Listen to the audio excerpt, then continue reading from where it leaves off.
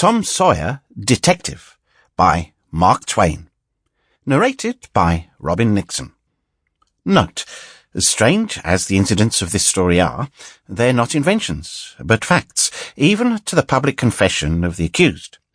I take them from an old-time Swedish criminal trial, change the actors, and transfer the scenes to America. I have added some details, but only a couple of them are important ones.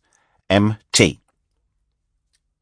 Well, it was the next spring after me and Tom Sawyer set our old nigger Jim free, the time he was chained up for a runaway slave down there on Tom's Uncle Silas's farm in Arkansas.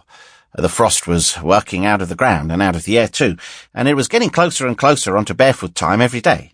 And next it would be marble time, and next mumblety-peg, and next tops and hoops, and next kites, and then right away it would be summer, and going in a-swimming.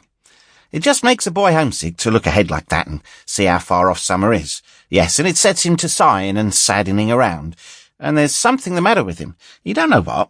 But anyway, he gets out by himself and mopes and thinks, and mostly he hunts for a lonesome place high up on the hill in the edge of the woods, and sits there and looks off on the big Mississippi down there, reaching miles and miles around the points where the timber looks smoky and dim. It's so far off and still, and everything's so solemn, it seems like everybody you've loved is dead and gone. And you most wish you was dead and gone too, and done with it all.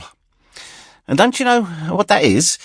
It's spring fever. That is what the name of it is. And when you've got it, you want...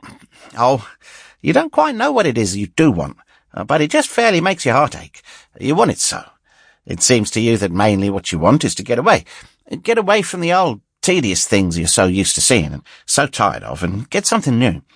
That is the idea. You want to go and be a wanderer. You want to go wandering far away to strange countries where everything's mysterious and wonderful and romantic.